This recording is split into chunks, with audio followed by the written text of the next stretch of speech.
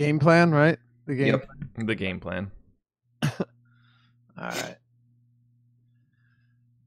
All right. Let's do it. The game plan. Dave Lochran, Ben Rasa, 12 games on a beautiful Sunday morning. Oh, I can't wait, Ben. Football week 4. The only problem is the season starts to go too fast. I mean, after today, or I guess after tomorrow, we're already a quarter way through the season. Yeah, it feels like it never gets here, and then it'll be midpoint soon. Now, this is the first week we got buys on the slate, so it's moving along. But this is an interesting one. This week feels different than the other 3 for me. Yeah, it does. I'll tell you what, though, when I was crunching lineups, I found myself with actually I think there's one less game than we've had the last couple of weeks. You know, I think we had 13, but finding myself with smaller player pools than I did in previous weeks, and that might not. It's not because I don't think it's because there are less good plays, but more so because I think I'm taking more of a stand this week and saying if they burn me, they burn me. But I'm just going to go hard on these guys and see what happens. Yeah, I mean, I'm kind of with you. I tend to make a little more aggressive stands in general. I'm okay leaving a couple guys out of the pool. And I think the way I built, even though it's different players, it's still the same blueprint. And that kind of funneled me to certain price ranges at certain positions. Me too, even in spots where I didn't want to get funneled there. Oh, yeah.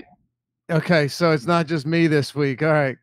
Yeah, I've been shot into different spots where I did not expect to see myself landing, but I did. And yep. Well, here we are. Tony S says finally a good DFS show's on this morning. Thanks, Tony. All right. Watch, he's talking about someone else. He just wanted to put it in our chat room. Yeah, sorry, wrong Slack chat. This was in the YouTube chat. All right, let's get into it, man. We got a lot to talk about here. 12 games. Jacksonville and the New York Jets. Real barn burner to start the show off with. We've got, I mean, this. I actually think that this game shouldn't be entirely ignored. And what I mean by that is, if you're playing a lot of lineups, it's not crazy to look at, a Quincy Enunwa or a Keelan Cole. But I mentioned this to Manny yesterday when we were doing the Sirius show.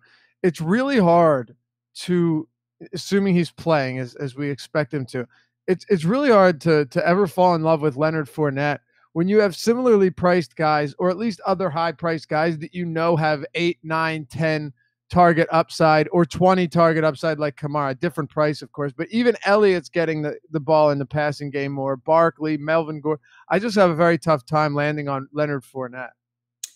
Yeah, it's a situation where he's going to be under-owned. And if he had to beat one or two guys up there, I'd say, you know what, maybe I'll take a stab. The problem is I like 3 or 4 running backs above him and 3 or 4 running backs directly below him. It's hard to imagine him coming out ahead of all of them. So he's just a guy that I couldn't really consciously get to. The game itself, I mean, if I could, and I did in some spots, pay up, I think the Jaguars defense, like always, is somewhat sneaky because most people want to punt and save. So if you have the 4,100, no problem there. In terms of the weapons, if you're making a bunch of teams, yeah, I think you can take a one-off with one of these cheaper receivers. But on the whole, I do think it's somewhat of a stay-away game. Yeah, it's not one that I love, but I am going to end up with a little bit of a Nunwa. This is if I'm playing a lot of lineups, which I am today. So this just kind of where I'm at. In terms of Quincy and Nunwa, I think I have – I'll tell you right now. I think I got 7% in Nunwa, which is like a little higher than I'd prefer, but I'm okay with that. And then on the other side, Keelan Cole, I only have like 1 or 2%. Mm-hmm. So, yeah, I'm in the same boat, really. I have a couple stares, actually, of Robbie Anderson. Just in, maybe they have to press. Maybe they can catch one over the top if they press up. But I don't have much in this game, really, from either side. The Jaguars' defense is one of my defenses this week.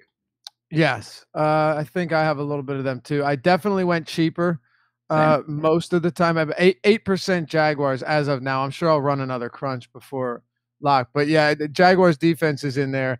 A lot of Bears defense though, popular or not. It's too high upside of a spot to ignore. They're too cheap. But yeah, the game in general, I just don't love. And again, Fournette, he's not wildly overpriced, right? But it's just, it feels like Fournette does lack that ceiling, and I'm sure he'll go off for 47 points. I say this every time I talk about a guy lacking a ceiling, but it's tough to really fall in love with him. I feel like Fournette should probably be priced. It might sound crazy, but in the Gio Bernard, David Johnson range. Yeah, I mean, I think with him, and it's not good to do this, you're really banking on multiple touchdowns. I don't see any way he gets there. And that's just tricky. I mean, you could say the same thing about Zeke, but we've talked about he's getting a little more peripherals in the reception game, and I like that spot a lot better. So it's tough to really say, God, he's got to find all the no vultures, find all the goal line work just to get there. Exactly. All right, let's move on then. I think we covered this game pretty in depth. There isn't a whole lot more to talk about here. I mean, we're not playing Bortles or Sam Darnold, unless you are. No, I'm really not. All right.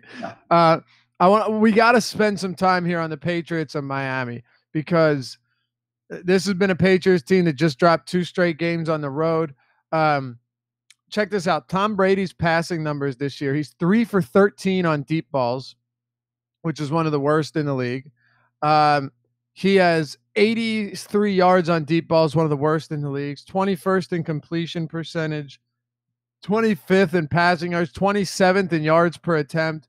And I noticed this year, when he holds onto the ball for 2.5 seconds or more, he's got a 51% completion rating. Last year, in that case, it was 61%. It tells you his his receivers just haven't been getting open, right? And it was pretty evident last week against the Tigers, against the Lions, still in baseball mode here. It was pretty evident that they weren't getting open, and these teams are just doubling Rob Gronkowski, which has become very obvious, and they're making him look elsewhere to the Dorsetts and the Pattersons and the Hogans and the Whites. And this is a Dolphins team that historically hasn't doubled Gronk, which is really interesting. And now, do we have Josh Gordon news yet? I believe he's trending towards playing. I don't know if it's official. Yeah, that's what I saw from Schefter 2 hours ago. I wasn't sure if we got something, definitive, but Gronkowski is playing. Gordon was okay during warmups, expected to play. So it's an interesting spot. I have a very tough time, though, Ben, believing that the Patriots don't come out here and find ways to put a lot of points on the board. Maybe I'm mistaken. You might be, but then we will both be mistaken. I'm with you. We've seen this before. This is a perfect spot for them in the sense of they're at home against a team they know that I think is coming in a little overrated, being what their record is. Yeah, I mean, I think there is a blueprint out there at this point where you just bracket Gronk and force these other guys to beat you. Now, if Josh Gordon, and me and Andrew have talked about this, it's not that he has to give you 10 catches for 100 yards. If he can just keep them honest and roll a little of that coverage to him, I think that's going to affect all these other guys in a huge way, including Gronk, including Hogan, maybe White. So I have some Brady. I mixed and matched him with White, with Hogan, with Gronk. I think that's what we see if they do get it back on track. And I'm hoping that Josh Gordon, at least being out there, will keep some, if they put 3 guys on anyone, you take him away. And that's what we've seen with Gronk. I'm hoping that they're not able to do that in a sense this week. We'll find out. I mean, they're going to have to keep him honest, but it's an interesting spot on a whole. It is. Honestly, I can't help myself but get here in some spots. Now, here's the problem. I don't know if you'd agree, but I am jamming in some Brady Gronk lineups, Brady Gronk White or so, but the honest answer is it doesn't feel optimal. Like when I'm doing it, it doesn't feel optimal because do you understand what I mean by this though? Go ahead. I think I do. I mean, I'll put it like this, and I do this all the time. There are lineups I build because I really like them, and I think that if I had one bullet, it's where I'd go. And then there are other lineups that I build because I know that I'm not confident enough to just have 0 of them. Exactly. And that's where the Patriots fall for me too. 100%. Yeah. So 100%. That's a perfect way to put it. Like when I'm making these lineups with Brady and with Gronk, and I think it's necessary to make some of them. Yep. It's a great way to put it. You just aren't okay with having none of them. I don't think it's a good idea to have none of Gronk this week. That's Yeah, where I'm at. Yeah, I right, mean, if I was making one team, these guys would not be on it. But with, right. I have enough teams where I'm saying if the Patriots come out and they score 42 points today and I have nothing, I would kick myself because I'm not confident enough that that doesn't happen. So Exactly. I have some stacks and it won't define my week one way or another. Yeah, absolutely. It's a good way to put it.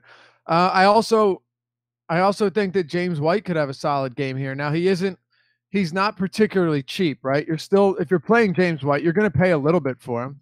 He's still relatively now let's say he's I'd say he's fairly priced. James White's definitely fairly priced. But Sonny Michel's 5,400 and you could say that's a reasonable price point because Sonny Michel has not been very efficient through 2 weeks, but there also wasn't great blocking for him. He also, was playing from behind in both of those games in each of his first 2 games. Um, I'm curious to know where you stand on a guy like Sonny Michel at his price point. Also, this team or this Patriots team in run blocking this season, they do rank, let's see, ninth according to Pro Football Focus. So I guess you could put some of it on Michel, but it stands to reason, Ben, that this guy's probably going to see if this game is close or they take an early lead, he could legitimately see 20 touches here in a Dion Lewis type role from last year. Yeah, I mean, It's a it's tough an spot. interesting spot. I think there's so many running backs that I like. That's part of the reason I don't have as much of him. Same here. He's sub 5K and there's not much down there. So when I needed a cheapie, I did look to Michelle a little, but on the whole, it's still the Patriots. You never know exactly what they're gonna do. James White feels fine. I do have him mostly with Brady. He's such an asset in the passing game. He's never gonna get typical carries that are indicative of a running back one. So yeah, Michel's one guy I don't really have a great feel. I used him where I kind of paid up elsewhere and hope that he kind of just gets his job done. I don't think there's a huge ceiling there, but at the same time, if he does see 15, 20 touches for that price tag, it's not bad. Well, and the thing too is, James Devlin has seen a few targets this year, but not a single carry. James White has seen 13 carries through 3 games. Sonny Michel's seen 24 carries through 2 games. There's 2 ways this happens. Either Sonny Michel gets all of the carries and James White sees like 4 or 5 of them, or they realize that every time James White touches the ball, something good generally happens, and James White gets like 10 carries and 7 targets, and then you're in really good shape if that's the case. Yeah, I mean, it kind of does feel that James White is going to take on some of that, especially, he is the guy they trust more. He's performed time and time again for them. Burkhead going Brady down. trusts him too. Brady really trusts him. He really does. I mean, he's an asset in the red zone, even though he's not getting those carries sometimes. So I looked at them. Hogan's the polarizing guy for me. I think he's been awful, not going to be popular. I think that there's a reasonable spot where he bounces back this week, but it's a team. You said it first that I don't feel great about them as a whole. It's just we've seen this spot, and I know better than to just completely disregard it. Yeah, and given the fact that you have Atlanta, Cincinnati, New York Giants, and New Orleans, and maybe another game here in there that's going to be really popular, this game probably will go overlooked to some extent, and that makes me feel like I have to get some of them for that reason alone. So, what about the other side of it, though? Albert Wilson and Jakeem Grant had these monster games last week, but they both played like 9 and 10 snaps respectively. Seriously, 9 and 10 snaps respectively. If Devontae Parker plays today, you're going to see their snap counts down again. And really the only reliable guys will become like Kenny Stills and Amendola in terms of how many snaps they play. And then you have Kenyon Drake, who, because of time of possession last week, of which they had none, it was horrible, was a huge disappointment. So, I mean, if we think the Patriots are going to put numbers up, it stands to reason that Miami's going to have to do something, and they're not going to be able to let Tannehill throw only 19 times. Tricky spot. I don't feel great about any of them. Kenyon Drake last week he killed some really good lineups of mine that Me too. it would have been nice. Having said that, I wouldn't fault you for going back there. I do have a little. I think if they fall behind, you're going to see him benefit from that. Not just the receivers. He is an asset in the passing game. He can certainly rack up the catches. The receivers are tough. I mean, Amendola is a guy I've tried to buy through these first 3 weeks. It's just not really happening. Don't think he's dead for the year, but it's tricky. I mean, they've been those stupid little pop passes have been their offense. I don't think we see that today in terms of what's effective. So it kind of feels almost like Jacksonville in the sense that if you told me they score some points and someone plays well, I wouldn't say you're wrong. But good luck choosing between the 4 or 5 risky options. Yeah, pretty much. For me, if I'm going somewhere, it's going to be Stills or Kenyon Drake, and it's really just because I'm running something back with like a Brady Gronk White lineup. Yep. You know, I'm with you. I don't have many Dolphins kind of ambiguous on their own. It's more just if I say maybe that game gets up and down, I want someone to run it back with. yeah, exactly. Outside of that, I don't really see how I'm gonna have a ton of them in there. So that's where I'm at as well. Let's talk about Philly and Tennessee. Carson Wentz back for the second game. He was perfectly healthy in the first game, made a couple mistakes, but he targeted his wide receivers only 7 times on 37 passes. Yes, pretty incredible, huh? It's hard to do. It's really hard to do, but we are at least expecting Alshon Jeffrey back. I don't know if he'll be limited, but we are expecting him back. So that should take some shine away from guys like Aguilar and maybe even a little bit from Ertz, but it could also help them. It should help Carson Wentz the most. I don't. I have 4 quarterbacks really that I'm playing this week. Maybe there might be 5 out of 150 liners. I think I have 5, and 2 of them I have the most of. Carson Wentz isn't one of them, and I can assure you Marcus Mariota isn't either. This is a game where I actually have nothing on either side. I really don't. I don't make nearly that many lineups, but I just don't see much. I think you can pick and choose, of course, but the Eagles, the production, I expect a low scoring game in general. You just talked about. We'll see how Alshon fits in. Does he lessen the load around? And Tennessee is just, I really don't want to mess around. I wouldn't fault someone for maybe a Deion Lewis, Corey Davis. But that's kind of a one-off spot for me. I didn't really get there on much. Not sure. Like I said, I haven't finished quite yet, but right now I don't have anything from this game, and I'm pretty comfortable with that. Yeah, so am I. I really am. I can't. Like, I think Ertz is fine. I don't have anything against playing Ertz, but I'm probably paying up for Gronk if I get into that price range at tight end. And, Aguilar, I don't want to pay for a guy that, has an average, whose average air yards per game are like 7. So it's really tough to get to these guys. And then on the other side, the only guy that I'd even remotely consider is Deion Lewis, and I don't like him either. The run defense on this Philly team is just nasty, like very, very good. One of the best, if not the best in the league. And if Mariota is checking down to Lewis, then I guess, you could get some production there. But this whole team has been so anemic offensively that it's tough to go anywhere here, like at all. It is. I mean, it seems borderline unnecessary in terms of the risk reward. I don't see many guys that, even if you fade this game, and a couple people, of course, probably going to play okay. Are they really going to kill you in tournaments not having them? I mean, there's going to be good guys that you don't play. You only have a finite amount of spots. I don't see anyone on either of these teams where it's like, well, I don't have him, slate's over. Yeah, absolutely. Right. Jay Ajayi playing with a literally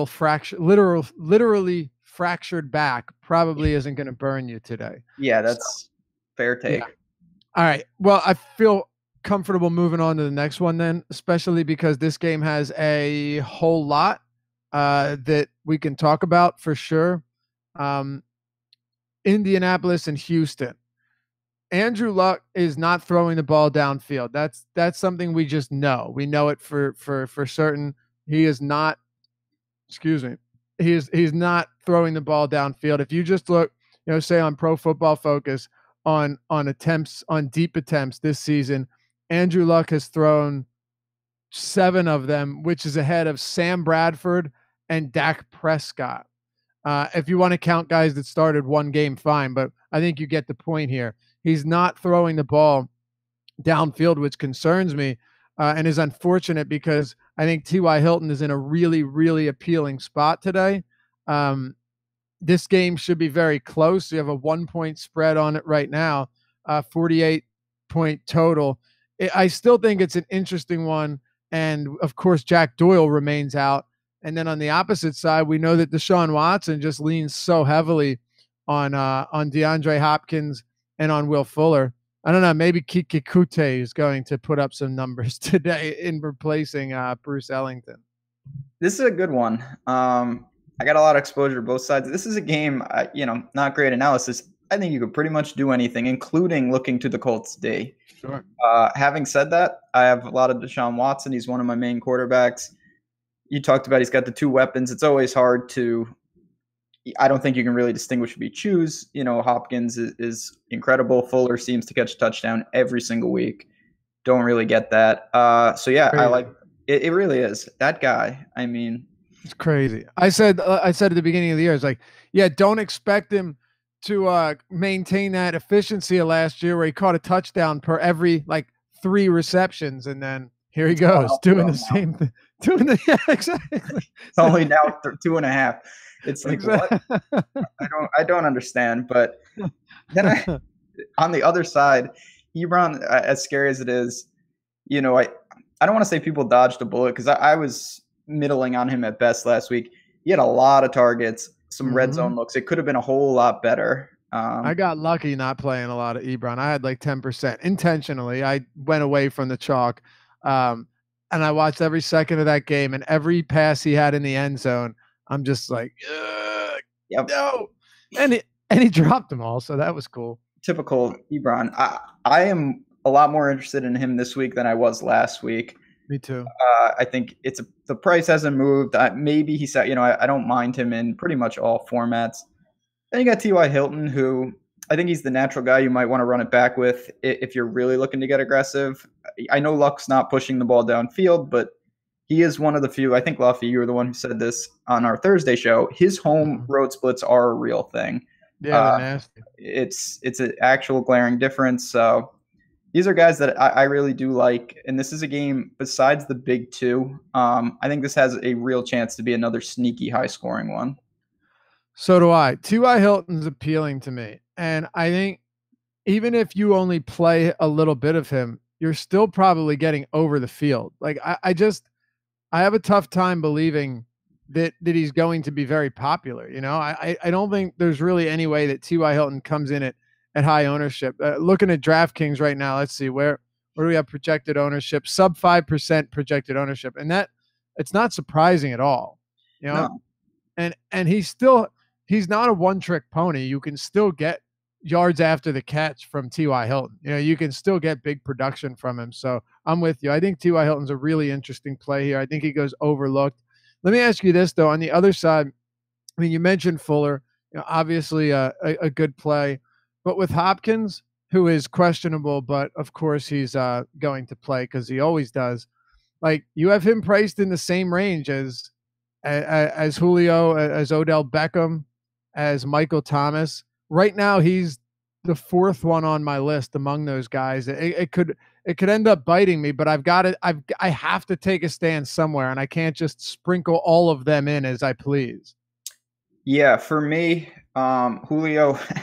As scary it is distinctly the first, and then Odell and him are kind of that next tier. I don't. Okay. We'll talk about Michael Thomas.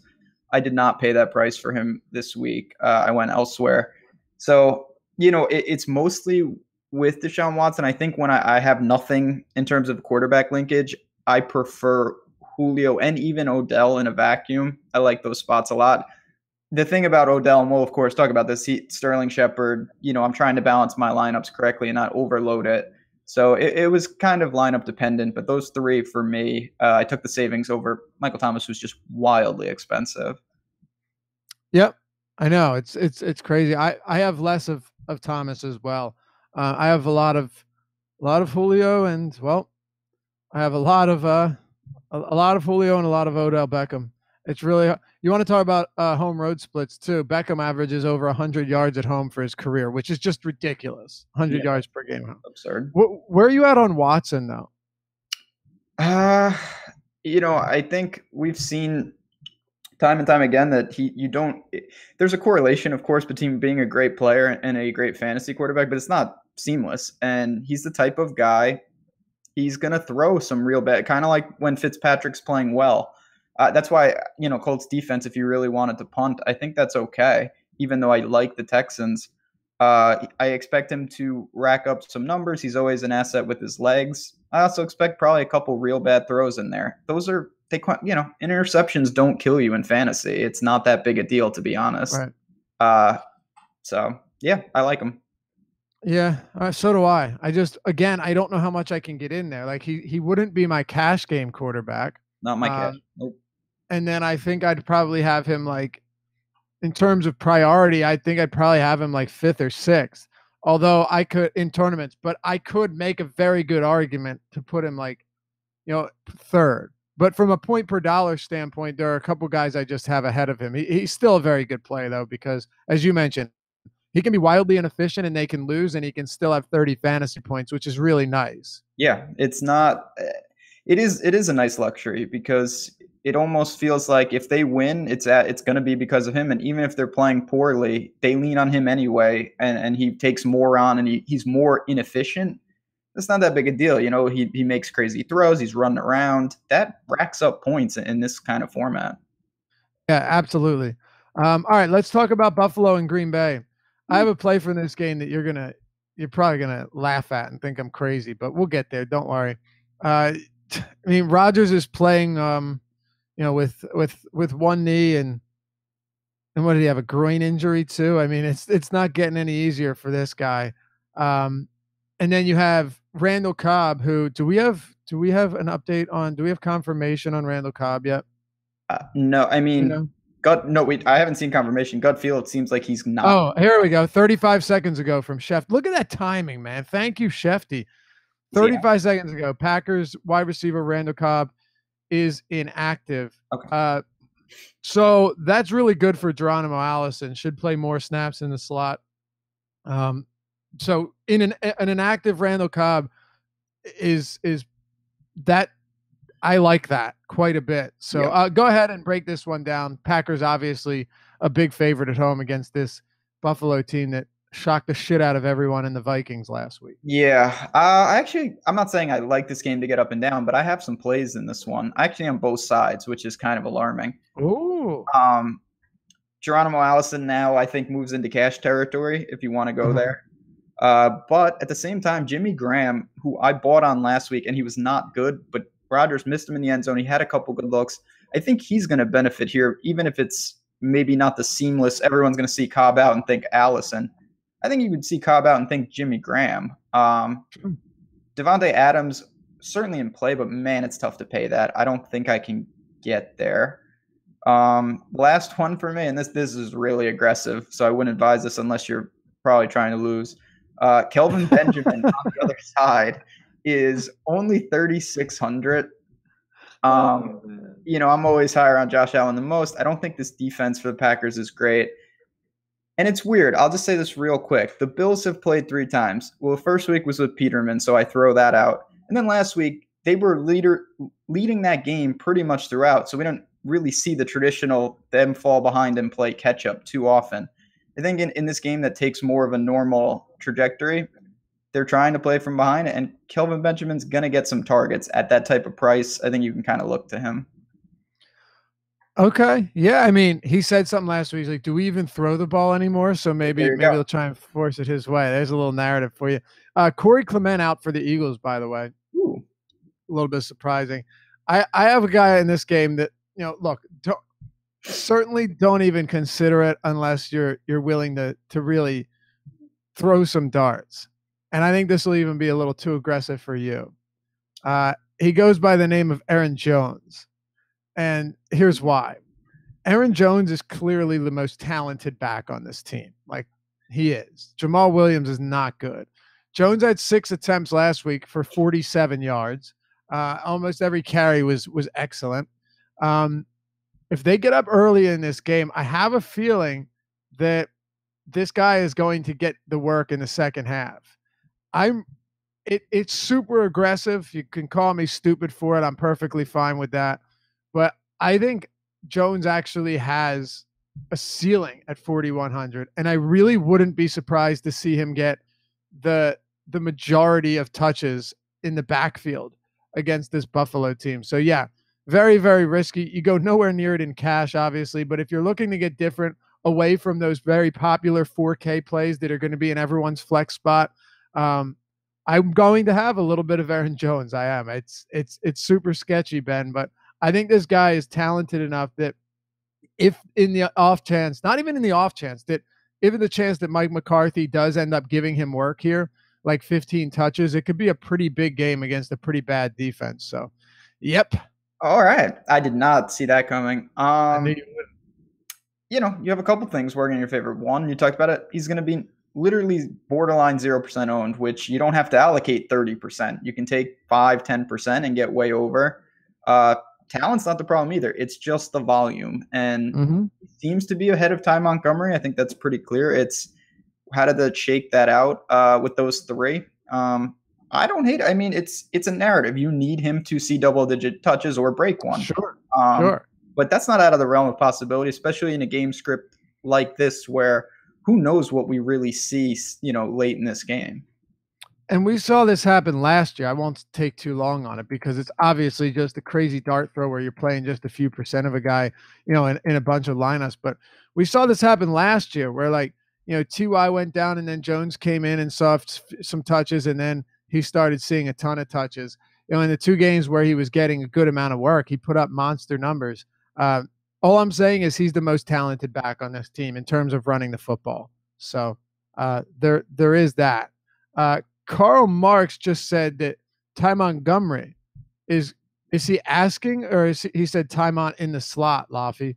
Are you at everything that I was seeing was that if Cobb was out, you were going to see more Allison in the slot. So yeah, I don't know. I mean, if that is something you just read, then I appreciate it. Oh, Golden Tate is playing today. Josh Gordon will make his debut. Trying to get this news out there for you. Anything else from this Green Bay game? I think we touched on all of it. Allison's a good play here. Adams is pretty fine, but it's hard to get there. And then you mentioned Jimmy Graham and Kelvin Benjamin. Yeah, no, I like those plays. Kelvin Benjamin's in the Aaron Jones territory of if you really just want to be different. All right, let's keep it going then. And it looks like Devontae Parker's out as well, which should boost Jakeem Grant and Wilson's snap count back up to around like 40 or 50%, but probably still not going there. No. Dallas and Detroit. Dallas 3-point favorites at home. I think we have a pretty good idea of how this game's going to go. The fact that Golden Tate is playing, takes shine away from Golladay or Jones if you had any intention of playing them anyway. Let's start with Ezekiel Elliott. Where are you at on Zeke here? Have him in cash. One of my favorite plays on the entire slate. It seems like that spot has been, it almost seems like I missed it last week and I got away with it. That's how I kind of feel, to be honest, that he should have had a better showing than he did and not waiting any longer. 7,700 price seems fair. I definitely made room for him. There's other ways to go. Melvin Gordon's up there, a lot of other guys, but Zeke's one of my favorite plays on the slate. Yeah. I like Zeke quite a bit as well. I like to know that he saw 6 or 4 targets in week 1, then 6, and then 8 playing from behind. I like to know that the guy has not seen more than 17 carries, but there's no question that if this game goes the way you expect, he'll see more than 20 carries. He has, 2 touchdown upside. This team just has absolutely no skill elsewhere. And while that could be a positive, I think to some extent it's also a negative. You just have to hope that he's efficient, or at least somewhat efficient with his workload, because there's really nowhere else Dak Prescott can go. He's been dreadful this year, and they might have the worst pass catching corpse in the game, even worse than Buffalo. Like, it's very possible. It's horrible. Yeah, real bad. Yeah, I mean, it is a double-edged sword. If you told me that the Lions are just going to say, you know what, we're putting 9 in the box and at all costs, it could be a problem. But, man, I still think this is it's early, but the Cowboys have to have this game at home. I think they give him as much as he can handle regardless of game script. And honestly, for me, if a guy's going to touch the ball 30 times, I'm probably going to be playing him regardless. Yep. And Like, he's not, when you're looking at price point, he's really not that bad. no, it's not Kamara level. Right. He's very, very, very reasonably priced. So, yeah, there's no way you can get away from considering Zeke. And as you mentioned in cash, a very, very good play as well. That's pretty much it. I mean, you could make an argument for Curry and Johnson, but maybe I'm on an island here. I'm not nearly as confident as Curry and Johnson and as everyone else is. I mean, LeGarrette Blount saw 16 carries last week too. I don't know. It's. Are you high on Curry and Johnson? Higher than I am, at least. It's a weird situation for me. I really like Kerryon Johnson. I think he's a really good player, and he could be a guy that becomes a prominent thing. It's the Lions that I'm not confident on. They don't seem to want to give him the role as I think he needs to succeed. So if he's going to be part of the rotation, which even with that good game, I think that's what we see again. I'm not going to be going there. It's not like he's that good. If the volume starts to isolate to him, then that's definitely a guy that will be in play going forward. All right. Yeah, it's tough. It is. It really is because I wanted. He's not. I mean, he's cheap. He is. He's cheap. So there's that working for you, and that's what keeps bringing me back to him to some extent. Like, all right, you're getting him at a very, very considerable discount here, 4,400. I think there is some upside here. I mean, he is the best back in this backfield. I don't think there's really any question there. It's just how much work is he going to get from week to week? And we don't really know. Just because he got a lot of work last week doesn't necessarily mean that he will this week. It's a tough spot, but I'd say if there's anyone here, it'd be him. Dallas's defense, though, I think we have to at least respect them a bit. They've been good. They're an underrated defense, and they're the only reason. Like, the only reason that Dallas has won a single game is because of their defense this year. It's true. They've been better. They were very popular last week, which I think on the road, in Seattle was a different animal. Now they're coming home against a team. I mean, we saw Stafford in week 1 that he's certainly capable of letting a few get away here and there. So they're in the mix for me. The Bears are distinctly ahead of them still. Yeah, I wouldn't fault anyone for really looking to them at home. All right. Sounds good then. Let's keep it going. We got a few games still to get to here. Tampa Bay and Chicago. I'm going to let you kick this one off because I may be on, I don't want to say on an island again. Outside of the Bears defense, of which I have too much of, whether they're going to be popular or not. I don't know if they will be. But Fitzpatrick can throw 4 touchdowns and still allow the opposing defense to score 20 points. So I'm not really, not too concerned about that. Outside of that, maybe a little bit of Allen Robinson and such, maybe a sprinkle of Jordan Howard. But I don't know. I'm not very high on this game. Maybe you have a different opinion. Not really. I think Allen Robinson's a fine play. He's priced fairly. Seems like the floor will be there. He's a fringe cash play for me, depending on how you build. I have one more guy who, Anthony Miller's a little banged up. Taylor Gabriel, I think, sub 4K, explosive. We've seen the Falcons get him. They got him involved in different ways. I think the Bears can do that as well. I think there's some upside there. Don't mind him. Kind of in all formats, honestly, if you really need a cheapie and you're in a jam. On the other side, the Bucs, I know that offense is explosive. I'm really giving the Bears defense a lot of respect. I think they're at home a really good unit. I like them not just for fantasy purposes. I think they really dominate today on the scoreboard as well as in the DFS world. Yeah, so do I. It's hard to not like them. It really is. But on the other side, I don't know. I don't have a whole lot of love for this Tampa team. I don't think I have really anyone from this team right now. No, I mean, it's just tough you look at someone like Mike Evans and it's like, he's probably going to be low owned. Price isn't outrageous, but it's just a really difficult spot. And you have so many other options in games that are distinctly better from game script or just total wise. I didn't want to allocate the risk there. I would rather take a off the wall play in a game that I think sets up well than take a guy in a spot where I'm just like, I think this team as a whole really struggles. Yeah, exactly. I'm going to go with the Bears here and hope that Mac can get to him, and hope that this defense and this secondary can capitalize on the pressure that's being put on Fitzpatrick. And I'm hoping they can. I think they can. I think there's a very good chance you get a pick six here, or a fumble return, or for a cover, for a touchdown, a scoop and score. It's doable, man. And even if Tampa scores some points, I wouldn't be surprised to see Chicago still put the numbers up. And you know what it is, Ben? It They're just really cheap. Like for me, I try and play and find cheap defenses.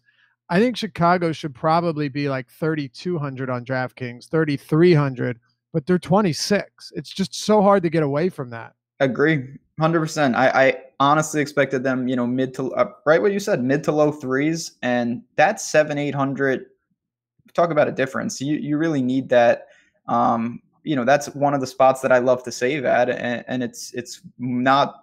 There's not a lot of value out there this week in terms of really cheap value, so that added to the appeal. Yeah, absolutely. All right, let's keep it going here.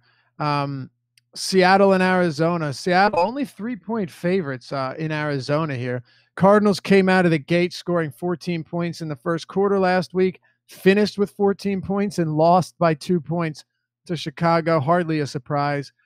David Johnson has been pretty anemic to start the year. I mean, sure, he's scored twice, but aside, if David Johnson hadn't scored, I mean, we'd be in so much trouble.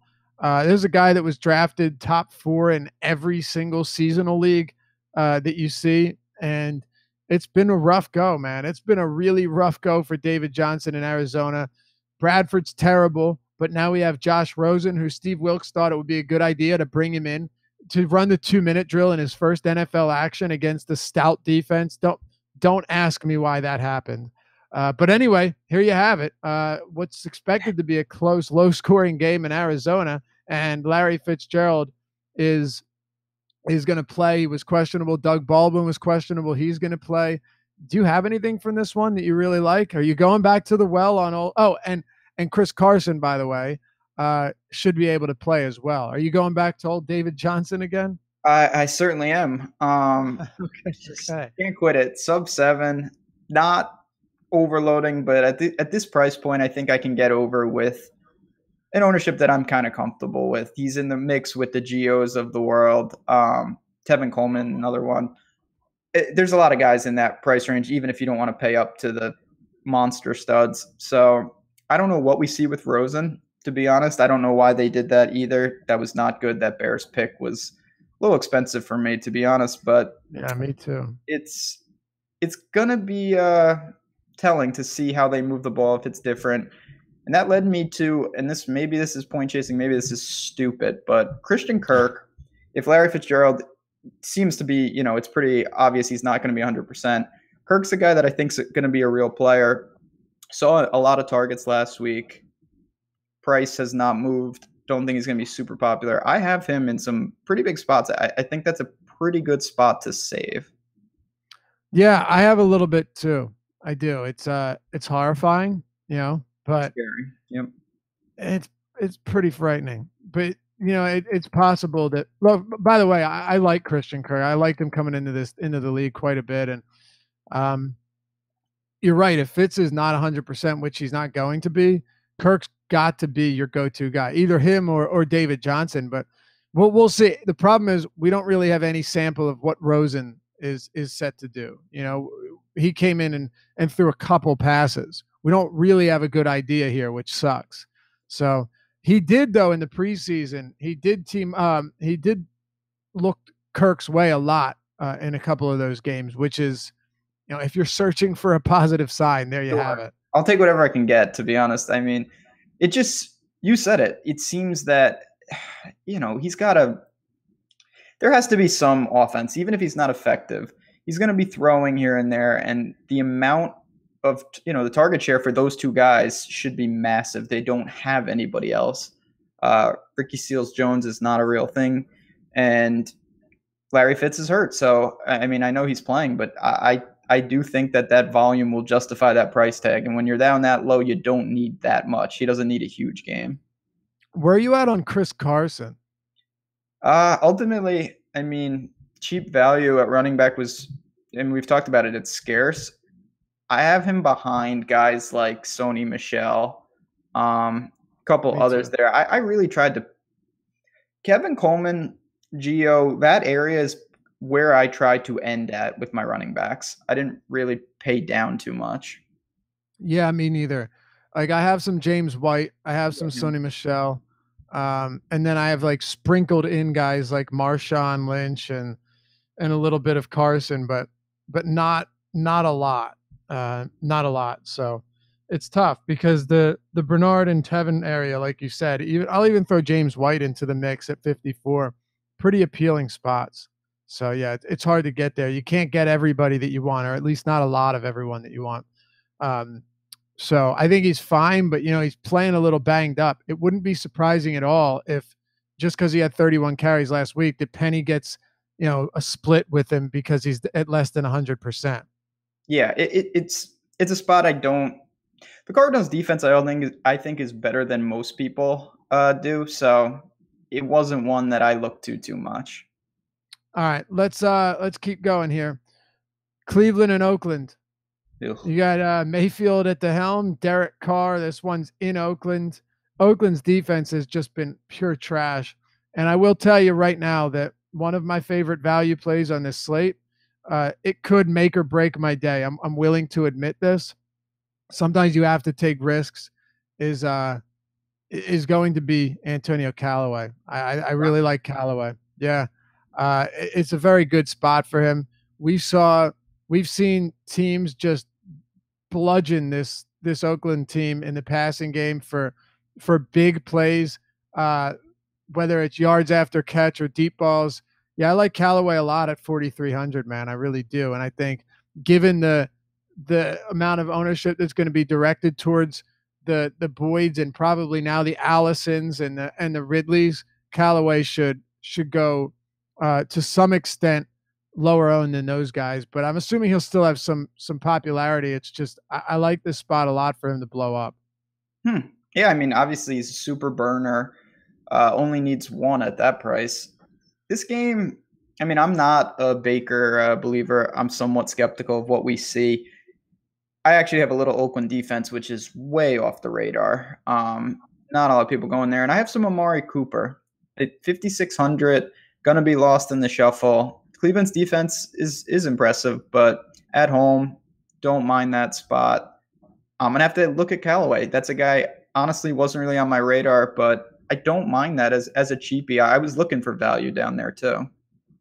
Yeah, I mean, look, Callaway hasn't proven that he's going to put up monster numbers, but he can. Yeah, Like you said, one deep ball is really all it takes here. I think he's a pretty good play, and he did get plenty of looks from Baker Mayfield last week. He didn't do a whole lot with them, but Jets' passing defense has not been bad. Oakland's has been atrocious. Like that's something that we can't overlook. This Oakland defense ranks 31 in pass defense, DVOA 28th in rush defense. I mean, they've just been absolutely hammered week in and week out. So yeah, I definitely have some interest in Callaway here. Um, California Cool said Oakland's D hasn't been trashed. They play tough for three quarters, then lay down in the fourth. Dude, they're pretty trashy when you can't get to the look. Any team that can't get to the quarterback, it doesn't matter what the rest of your defense looks like.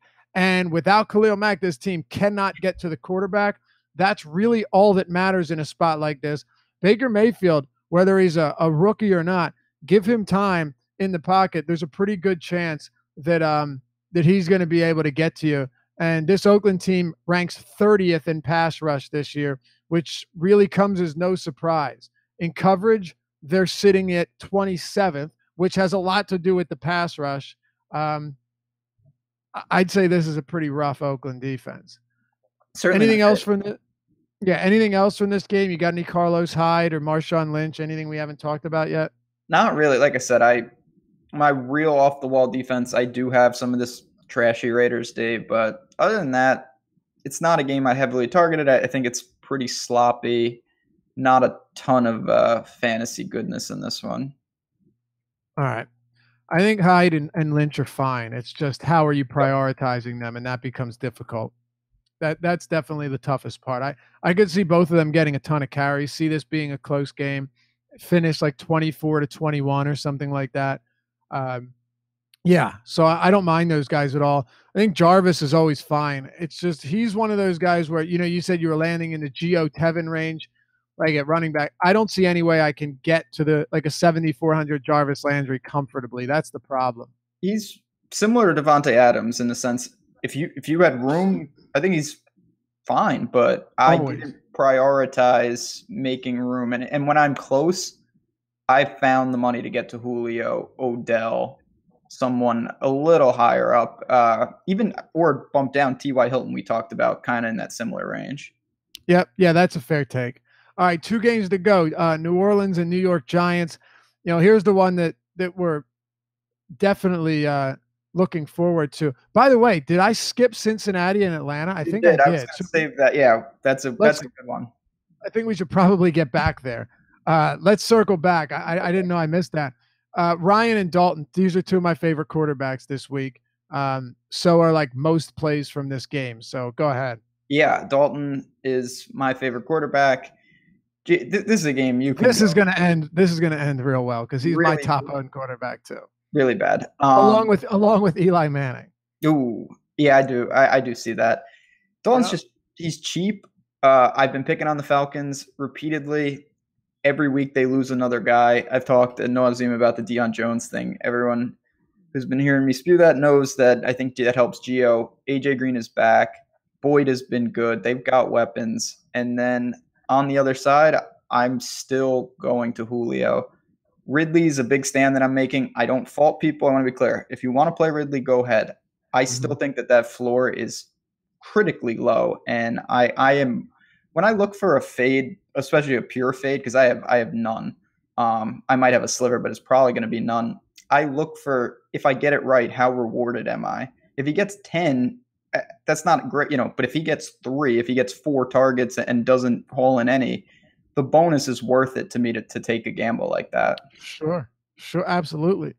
No, I absolutely see that being the case. I mean, there's no question that Ridley could, potentially have another solid game. And for sure, this Bengals pass defense has not been good. But this is kind of where I was going with Callaway. Now, our ownership has Callaway projected for more ownership on awesemo.com than Ridley. That seems crazy to me. I don't know. I don't see that either, to be honest. Ridley, right? I think a lot of people are going to look to Ridley after what we saw, and Callaway to me is an afterthought, to be honest. I didn't think he would be in that realm. Yeah, I mean, it's got Callaway at like 14% as like the 7th highest. Yeah, no, that can't be right because Fitzgerald is up at like the 6th. No, okay. No. Yeah, Ridley's got to be more popular than that. There's just no way he isn't. But yeah, I'll tell you another. Eifert is one of my favorite tight ends this week as well. Yeah, he played 66% snaps, 65 and 66 over his last 2 games. Snap count continues to rise. 8 targets last week. He's now involved in this game, in the passing game, like he wasn't in the earlier weeks. And it's to me a spot that he can really exploit. He's very cheap. Eifert to me is very much in play, and Gio might be, in terms of point per dollar, might be my favorite play on the week. Do you have AJ Green? I don't. That's where I'm taking. That's one spot where taking a bit of a stand. I have a little bit of AJ Green, but I have a lot of Eifert and a lot of Eifert, and I have a lot of Gio. But the reason is because in those lineups I can get Kamara or I can get Odell Beckham. You know what I mean? And so I'm not too afraid to go away from Green here. I don't have too much Green now. Yeah, no, I totally see that logic. I do have Dalton paired up with AJ Green, but there's weapons all around. And Gio for me is another one. Cash, GPP, pretty much any format. He's in play for sure. That's the problem now with this team is that there's so many different weapons. Yeah, Boyd is muddying the waters. Not that I'm playing him by any stretch, but they still do have the burner with Ross. There's guys Yeah. that does make it tricky. I'm just going to be rotating him in and out and doing what I can, whether it be Eifert, Boyd, Gio. I have the highest ownership on Gio, though. I'll tell you that right now. He's my highest owned Bengal player. And Kamara saw 20 targets against this Atlanta team. McCaffrey saw 15 targets against them. And Gio is a pass catching back. It just sets up way too well for me not to go really heavily on Gio here. Mm-hmm. And then Julio, you mentioned, is your favorite top price guy. This has to be about your ownership plus payoff thing, right? I mean, it's got to be. Yeah, it's just leverage partially against Ridley. I know they're a different price point, but I think that a lot of the Julio will be with Ridley and Matt Ryan. So that ownership to me is dead if I get Ridley right anyway. So the pure Julio ownership that's isolated to what I want to do, I don't think it's going to be much. And he's still, that ceiling is there. He's been killing me week after week. I didn't go overboard, but I certainly will be over the field. Yeah, so will I. That should end well, as it does each and every damn week. Yep. Yeah, but Ryan for sure, Dalton, Gio, pretty much, everyone from this game. Let's speed it up a little bit here. We got to turn it over to the next guys as they bring it up to lock. Giants and New Orleans, another one that I just really like. And oddly, Michael Thomas is the one that I don't have as much of, but I do have a lot of Kamara, plenty of Barkley. Sterling Shepard I like a lot, and I have a ton of Odell Beckham as well. This is a game that, and Eli Manning and even some Breeze. This is a game that I have a whole lot of. Certainly a good one to target. Sterling Shepard, one of my favorite plays, especially when you're talking value. Odell, I tried to get him where I could. No Michael Thomas for me, and I'm also under on Kamara. Just couldn't get there. I got there last week, paid off. Not saying that they don't play great, but they are outdoors, on the road here. Maybe, the Giants can keep him in check to an extent. When you're 9,600, you need a monster game, not just a good game. I'm willing to bet that the Melvin Gordon, Zeke can hold him in check, and I can take advantage of the salary savings. Yeah, I see it. I still am going to have a decent amount of him just because of how heavily he's used. Where are you at on Saquon Barkley, though? God, I'm way under right now. It's tough. I like Melvin Gordon more than him. And really, I do. Yeah. I'm very high on Gordon. So that he took most of the Saquon exposure. I wouldn't fault anyone. I wish I had more, to be honest, but I don't. Okay. Yeah, I think I'm around like 25% Barkley just because of how heavily he's used in both phases of the game. It's worth noting, though, the Saints' run defense has actually been good. I don't know how much of that has to do with the fact that they've just been slaughtered on the ground or through the air, but their pass defense so far has been good. Look, the truth is you can just play kind of anyone from this game and feel pretty good about it. Honestly, it's true. I wouldn't fault anyone for going to the guys that I'm underweight on, and obviously the guys that I'm overweight on, I like. Yeah, it's that simple. I don't think you can go wrong here. It's just who's going to be right, if that makes sense. Yeah, it's leverage. It's lineup construct. Like if I had a team and 9,600 was my last spot, I would just play Kamara, of course. But it's not in most situations. I don't have the room. No, I got you. All right, let's hit the last game here. And if you want, you guys can hit us up on Twitter before the show or in Slack. If you didn't get to anything you think we should have. Chargers in San Francisco. I'm underweight on this game, but it sounds like you have quite a bit. So Melvin Gordon, huh? Yeah, I like him. I think you go to Rivers. He's another quarterback. He's more expensive. But Melvin Gordon, used in the red zone, game script should be fine. I expect a big showing at 8,300. Other than that, Kittle on the other side is pretty much all I got. I'm not sure what we see of Beathard. I doubt he'll be too effective. So it's not a game that I love, but Melvin Gordon is a big piece of a lot of my teams. Yeah, I don't have much Melvin at all. Ooh. Like at all. Look, I have to take a stand somewhere. It's not that I don't like Melvin Gordon. It's just that I have a lot of Kamara, a lot of Zeke, and a lot of Saquon. Like, you know what I mean? It's just I have to take a stand somewhere. Definitely. I think you and me, Saquon and Gordon, kind of the same concept. Like, right. I wish basically I had more. Making different decisions with the same logic, pretty much. Yep. It's just you have to go somewhere. You can't play everyone at a high clip. That's all it comes down to. Yeah. Um, Mike Williams is 4,500. It's pretty cheap once again, and he's been a pretty viable red zone threat. I don't think it's crazy in tournaments to look at an Austin Eckler in a game like this. But on the other side, it's really tough to feel good about anyone with CJ Beathard at the helm. Yeah, the Niners are in a tailspin. Just they lost their their centerpiece, and that's tough to predict what really happens to them. So I'd take a wait and see on the most part. Kittle seems like a guy whose targets will be there regardless. Yeah, I think so too. Outside of that, it's tough. You can't go to Goodwin here. Breida and Morris are going to be active, but both of them are hurt, and neither of them are at 100%. I was hoping Kyle Juszczyk would be the only healthy back and play him at 3,100, but we can't. So I think that's it on this game. I mean, if I'm going anywhere, it's going to be Chargers. But I guess what I'm saying is it's really tough to run it back with anyone here and kind of stack this game. Not a stackable game for me. It's taking a piece here or there and incorporating it into some of the other games that flow better. Yeah, absolutely. Anything else on this slate before we head out of here? No, I mean, like I said, it feels different from the first 3 weeks. Forced me to make some difficult decisions, but that's what you have to do. You talked about it. I think the main thing is it's okay to feel uncomfortable by not playing a guy that you like. You can't play them all. Yep, absolutely. Yep. All right, good stuff. Well, stick around. We got shows leading you up to lock, and we'll be back with you for the game plan next Sunday. Good luck this week. It's going to be a fun one. Let's hope it all goes well. We'll see you next week on the game plan.